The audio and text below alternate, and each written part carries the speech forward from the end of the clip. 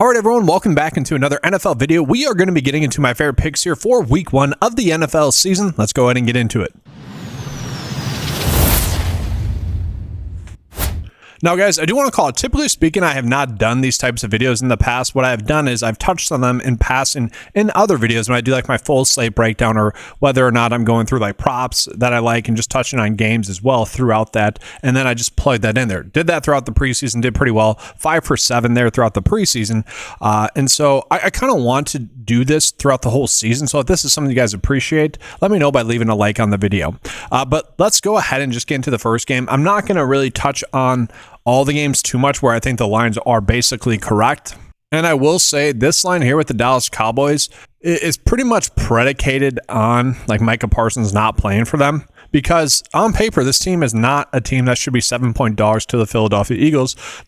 The Eagles being a team that are obviously coming in off of a Super Bowl win, they could potentially have a little bit of a hangover effect heading into the start of the season. Now, I'm not really expecting that, but this is kind of a game where I'm looking at, I'm just like, I just want to stay away maybe until we get some confirmation on what's going on with Parsons. There's some rumors that he might be going to the Green Bay Packers. And I will say, I wonder, it probably isn't. I can almost 90% chance it isn't. But I wonder if that's a little bit part of it, because this is one of the lines that I thought was strange. Okay, the Packers are 1.5 point favorites. And I say that being a Packers fan, most of you guys have known I've been very much spot on with all my Packers takes throughout the past 2 years. I've really had some spots where I was very bullish, to the point where some people are like, oh, he's a homer, he's being biased. I'm like, it's not like, is that a bad thing? Like, if I'm correct, who cares, right? 2 years ago, I was telling you guys to draft Jordan Love a bunch. I was hyping up Jordan Love a bunch. Last year, I was hyping up Josh Jacobs. I'm like, this is insane. He's basically a first-round running back that we can get in the second, third, and fourth rounds in some cases. And then last year as well, Tucker Kraft. I'm like, please just draft Tucker Kraft. I was begging people to do that in best ball drafts. So been pretty darn accurate in regards to my views with the Packers. And so this is my way of saying I do think that this is kind of a fishy line here, and minus 1.5 points. Okay, this is more predicated on how banged up the Green Bay Packers are. So I'm just going to use like the DraftKings DFS platform to show you guys this stuff, as well as their sports book. Obviously, you guys shop around, get the best odds. I'll have a tool available on 905sports.com as well. They'll show us the best game odds as well, hopefully by Monday, but probably Tuesday of next week, just as an FYI. I'll be looking at, guys, they're obviously without Watson. We already know that. Dontavian Wicks, pretty much banged up as well. We don't know if he's going to be good to go in week 1. Jaden Reed, I'm not really expecting him to play in week 1 at this point. We'll see if he does end up playing. Still not a good thing that he's banged up. And so that really leaves Matthew Golden, a rookie receiver who I love. I'm hyping him up a bunch. I think he's going to be a great asset for fantasy football leagues and even NFL DFS week 1. And Romeo Doubs, who Romeo Doubs had, I don't know, just Jordan Love loves him. Okay. Kind of weird stuff happened with him last year as well, where he had to miss a game just kind of due to mental health pretty much. So just interesting stuff going on with them, okay? And then you look at running back wise as well. Obviously, Josh Jacobs, we're not too worried about him. But the fact that Lloyd is banged up and is going to be on the IR to start the season again, don't necessarily love that with them. Then you look at Jordan Love, he's going to be good to go, guys. But he is nursing a little bit of a thumb injury. All that stuff, to me, is kind of stacking up to the point of me maybe liking the Lions a little bit more in this game, especially as underdogs. Their full team is healthy. Their full team hasn't played in the preseason as well, though, so maybe that's part of it. You know, the Green Bay Packers starters kind of lacking that continuity on the practice field as well. They didn't play in the preseason, but at least the Lions have played together during the practices throughout training camp as well. Now, the biggest concern with the Lions is obviously a lot of turnover for them, losing their offensive coordinator, defensive coordinator, and maybe their offensive line is going to get a little bit worse as well. It's an interesting spot. I was just really shocked to see that the Packers were 1.5 point favorites in this game. Another game line that I was a little bit shocked by was this game between the Chiefs and the Chargers. It is in LA as well. Maybe like home field advantage. I know with the Chargers, it's not necessarily always a thing. But I was a little bit shocked that they were 3.5 point dogs in this game, especially as I'm recording this video, guys. Rashee Rice was just ruled out for 6 games to start the NFL season. So they're not going to have him. Now, Tyquan Thornton has really stepped up and really during training camp has been someone that I think for best ball drafts and even maybe deep season long leagues you should be looking at on your waiver wire. He's really stood out in camp and maybe could fill that void a little bit. Obviously, he's not going to be used the same way. I kind of said he's a better version of MVS, if you remember MVS for the Kansas City Chiefs there, kind of his role. He's been impressive so far. Tyquan Thornton. But losing Rice is not a good thing, okay? I will say Pacheco as well. Showed a lot of bursts. I was actually pretty impressed with Pacheco thus far this preseason as well. But Travis Kelce's another year older. We'll see kind of what ends up happening with them receiver-wise, who is going to be like the receiver number 2 and number 3 for them. It kind of just all adds up to me seeing maybe the Chargers, who actually ended up bringing in Keenan Allen as well. Their offense has gotten better. Their team seemingly has gotten better as well. It wouldn't be surprising for me to see the Chargers win this game. I would have thought it meant closer, though, to like 2 points, really, or even 1.5. I was pretty shocked that was at 3.5. And then from there, looking at the Bengals versus the Browns, honestly, really not much for me here. I'd actually probably be more in favor of betting on the Bengals to win by a decent amount, maybe 7 points, 10 points. I could see this end up being a blowout. The Browns are going to be starting a very old Joe Flacco here. Jerome Ford, maybe the starting running back. It actually kind of seems like it's going to be Dylan Sampson based off of the preseason usage. Chances are they're both going to split 50-50 work there. Jerry Jeudy's your number 1 receiver. Cedric Tillman's going to be your number 2, who's a little bit questionable right now as well. All in all, I don't think it's going to be a good season for the Browns. And then you tack on the fact that the Bengals actually attacked training camp a little bit more aggressively this year, mostly due to the fact that they were actually healthy heading into training camp. And there wasn't really much in terms of contract issues, at least offensively. Now, the defense is a big concern. Okay. Goodness gracious. They look terrible throughout the preseason. Don't get me wrong. They're probably going to be an offensive game here. If you're prospecting, I'd probably be trying to chase some overs for the Browns players. But I do expect the Bengals to get off to a better start this year. And with them having T. Higgins, Jamar Chase, Chase Brown, and investing in the tight end position as well, Noah Fant I actually really like as well, I do see them winning by more than 6 points. Now, that's not necessarily a bet I need to go on my way to target, but I did want to call that out to you guys. So from there, we go ahead and get into what I think is going to be the best spot for week 1, guys. Do not use Washington as your survivor pick. I think that's a terrible idea. I would actually go with the Bengals there if you guys are someone that is using survivor picks. I could see the Giants winning this game. I could. And stay with me here, guys. Some people are going to probably hate this take, but we got to look at the results from last year, I think. And that's not something I typically like to do, but both teams are... I don't want to say they're the same, but they're relatively the same, I would say. Obviously, new quarterback there for the Giants. If anything, it's a push. You know, Daniel Jones actually played a lot better than I think people really thought last year. Russell Wilson also played better than I think a lot of people thought as well. But I do think he is going to help them to make some plays that are not plays that necessarily going to show up on the stat sheet. So, like, for example, I want to bring up the results from week 1 last year, guys. Or sorry, not week 1, but their first matchup last year, 18-21. Okay. This is a game where the Giants probably should have won, honestly.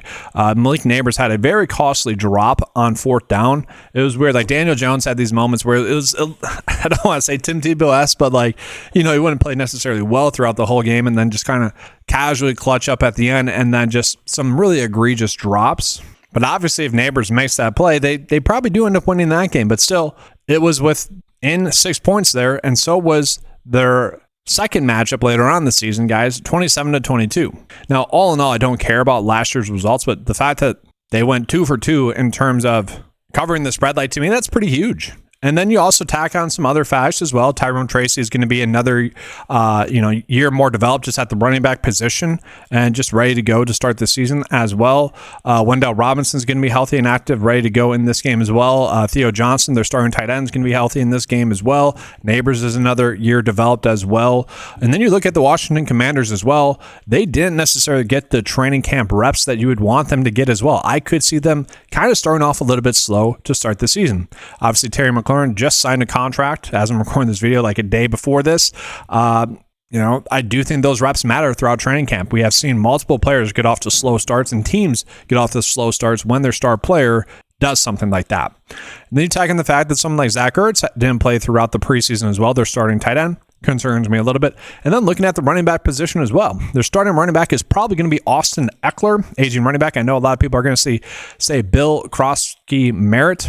I'd be fine with that take. Just in terms of props I was looking at for week 1, they actually have Chris Rodriguez having the most rush yards, but Austin Eckler has the most total yards. Chances are, based off of those prop bets, it's going to be a 3-headed monster. Now, I would argue it's going to be Bill and Eckler. Either way, though, that's another piece of the offense that is also changing as well.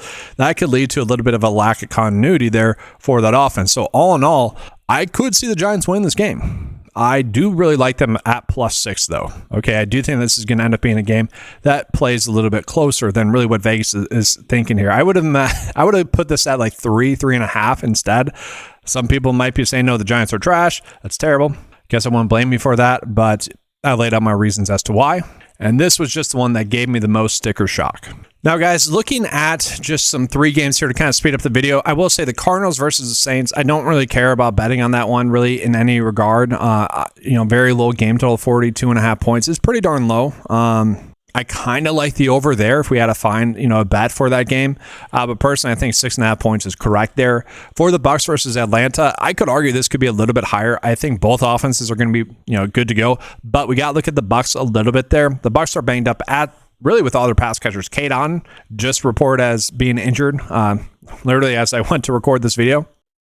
And then they're also going to start the season without Chris Godwin and Jalen McMillan as well. 2 big offensive pieces for them last year. And obviously they lost their offensive coordinator in Liam Cohen as well. I could see the Bucs offense and specifically Baker Mayfield getting off to a slow start coming in off of a career year. Now, Emeka Egbuka has looked great in camp. He's gotten a steady amount of hype out of camp as well, produced throughout the preseason as well. I think he's going to fill that receiver void decently well, but it is concerning there, okay? And then looking at the Falcons, I like the Falcons a decent amount here, actually. I would say +2, the +2.5 points. I could see betting on that. I think they probably should be the favorites with it being a home game. Really just depends on how Michael Penix is going to play, though, in his second year. Doesn't help that Darnell Mooney is obviously looking like he's going to be out for them. And I think that could be a big piece and reason as to why they are dogs in this game, because we don't really trust Kyle Pitts at this point. So that just really leaves Drake London and then also Bijan Robinson as the offensive weapon. So it's really just a bet on Michael Penix playing well or not.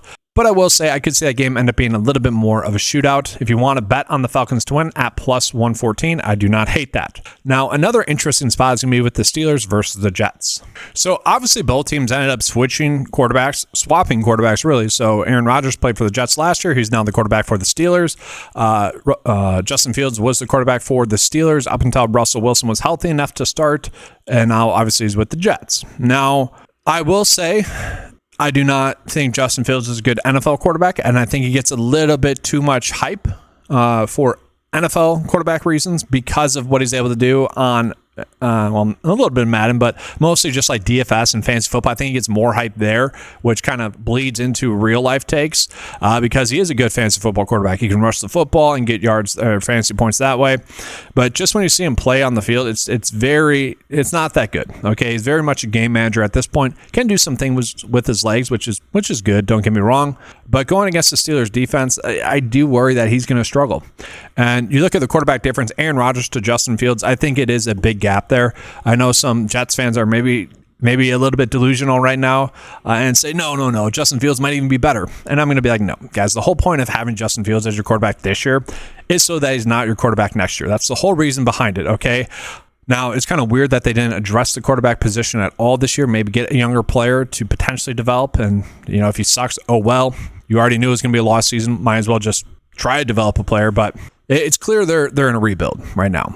I think Garrett Wilson's probably a little bit overrated than what people really want him to be. That's not to say he's a bad receiver by any means. Same thing with Breece Hall as well. I'm actually surprised Breece Hall did not get traded just with how much hype Braylon Allen was getting there as well.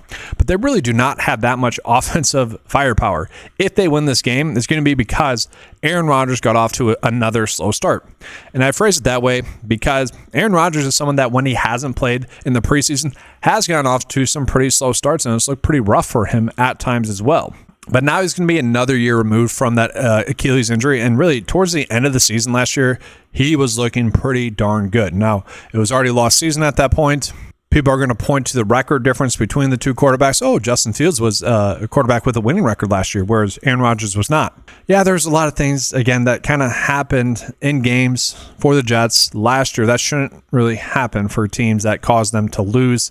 A lot of kicking woes as well. And you could blame Aaron Rodgers' leadership for that, if you will, but that's nothing that, don't get me wrong, he made mistakes on the field as well, but that's nothing that he did tangibly on the field that you could be like, oh, it's his fault. It's just some weird stuff. Whereas with Justin Fields, it was kind of the exact opposite. Like he was a good game manager, but it was clear that they had to make a quarterback switch to Russell Wilson just because he's better. They were getting to a more difficult portion of the season. And had they kept Justin Fields as a quarterback, I really don't think they would have made the playoffs. And he probably wouldn't be the quarterback for the New York Jets this year as well. So kind of worked out well for him. But that's a very long way of saying I do like the Steelers to win this game. I don't mind them as a moneyline pick. At the same time, I do think that this game is going to be ugly and maybe a random play is going to decide this game. Okay, do not love the fact that, again, Rodgers hasn't played throughout the preseason. That is concerning to me. But also, what we have seen from Justin Fields throughout camp and preseason, there's been some really, really ugly play on the field for him as well. So all in all, if you guys are listening to this, and this is true for any of the games, if you guys are hearing a take that you really like, by all means, go ahead and use that take. If you guys are hearing a take and you are disagreeing with me adamantly, use that advice as well. Just do the opposite. If you're hearing me, give my takes, and you guys are like, no, that is dumb. I hate that take. The best part about what I do, and you guys listen to the advice, is that you guys can literally just do the opposite of that if you hate a take. And I know some people are going to hate the takes from that game as well. So if you love Justin Fields, by all means, you can bet them to win +3, the Jets to win at +3. All right, so let's go ahead and get into the Colts and Dolphins real quick. I do like the Colts to win this game at -1.5. That's mostly due to how banged up the Miami Dolphins are. Now, all reports are suggesting that Devon Achane's going to be good to go, and also Tyreek Hill are going to be good to go. But until that is confirmed, I am kind of just betting on the Colts to win. Now, I already talked about how Daniel Jones actually played a lot better than people thought last year. I do think it was the correct decision for the Colts to go with him. Just talent-wise, he gives you the best opportunity to win at this point. You knew that Anthony Richardson was going to be a risky draft pick, and it just didn't work out. It was a gamble that chances are wasn't going to work out. Imagine that's kind of what the marketing team, the leadership team at Cracker Barrel thought as well when they were like, oh, we got to do a rebrand to a company whose whole brand image is not changing. That's literally the whole company's brand image. It was a move out of desperation. You see other teams maybe making quarterback draft picks. You got to find one for yourself, one that's got upside. But it's risky, probably not going to work out. Kind of how I felt when the Bears drafted Mitchell Trubisky. That's how everyone felt when the Colts drafted Anthony Richardson. Everyone knew he had to sit out some time and kind of learn the position and just develop a little bit more just because he didn't have that much time spent in college playing the quarterback position. And so it's really not a shock that it hasn't worked out for him. It's looked ugly. At least when Daniel Jones has been on the field, he's still going to make mistakes. He's still going to make some glaringly bad mistakes as well, but it does function like an NFL offense. It's not so sporadic. And honestly, this is one of the better offenses if Josh Downs is healthy and good to go to start the season. This is one of the best offenses that he has played in quite some time, maybe in his whole NFL career. You got Michael Pittman Jr. there. You got Josh Downs there. You got Mitchell, who's been looking pretty good. Alec Pierce, who's kind of a big playmaker. DJ Giddings is, I think, going to be a good handcuff. And then obviously Jonathan Taylor, one of the best running backs in the league. It sets up well for this team. You look at the Dolphins, they could be in a spot where if it doesn't work out for them this year, they're looking at a massive rebuild. And I think that's kind of the expectation. But again, if Hill's good to go, if Achane's good to go, then yes, it is more of a toss-up. Even though at 1.5, it basically is a toss-up as well. I would still favor the Colts at -1.5 right now, or bet on them to win at -125. Now, from there, I really do not have a take on the Raiders versus Patriots, although I will say I was a little bit surprised that the Patriots were not the favorites in this game, or that it wasn't closer to this Miami Colts game. Just when you look at, obviously, Geno Smith, a veteran quarterback at this point. Jacoby Myers is the big one, I would say, who demanded a trade. I don't expect him to get traded. You got Ashton Genty playing in his first NFL game. That could be part of it as well. And you look at Drake May for the Patriots. He's been getting a lot of hype. I think that's part of it as well. It's just how much hype Drake May has gotten. But you look at the pass catchers there, guys. Keyshawn Boutte has been standing out in camp. That is not a good thing for the Patriots. That's terrible, actually, okay? TreVeyon Henderson has also stood out in camp. That is a good thing for them, don't get me wrong. But Diggs might not be fully good to go for week 1. Him and Drake May haven't gotten that much playing time together as well then at that point. I do worry that the Patriots, the hype might begin a little ahead of itself. I get it. I see what people see in Drake May. I like Demario Douglas a decent amount, the receiver, as well. TreVeyon Henderson does look like he's going to be a stud. But I'm looking at the Raiders at +3, and I'm like, what? Their offense is arguably probably better. Coaching, we'll see. Pete Carroll, Mike Vrabel. I feel like that's a toss-up there. Defensively, we'll see. But to me, guys, Raiders +3 is a good bet there. From there, I will say Carolina versus Jaguars. I do not have a read on that. I do not really care either way. I could find a reason to be on both sides of it. Okay.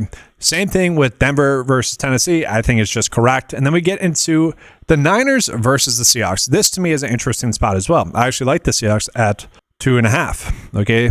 It's a home game for them to start. So yes, last year these two teams ended up splitting, but that doesn't really matter all too much. We know that the Niners were very much banged up last year, but we also know that the Seahawks had a decent amount of turnover. They brought in Cooper Kupp to replace Tyler Lockett and also DK Metcalf. Torrey Holden is someone that has been impressive in camp. He is now going to be the receiver number 3, it looks like. We are kind of expecting A.J. Barner to be the tight end number 1 for them.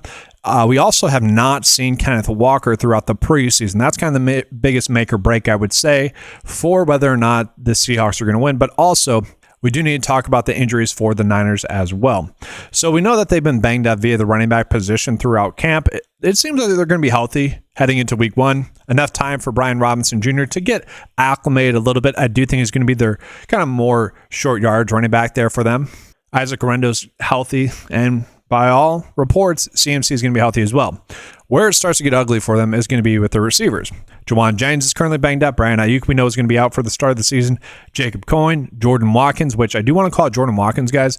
If he is someone that was healthy right now, I think he would be getting so much hype right now. I think he would not necessarily see a rise in his ADP like Bill, but I do think he's someone that would be seeing like probably the 3rd or 2nd highest spike in his ADP just because of the playing time and because of the film that he displayed in preseason week 1. Now, Kyle Shanahan did report that he'd be out roughly 1 month. Maybe he's active in this game, maybe he's not.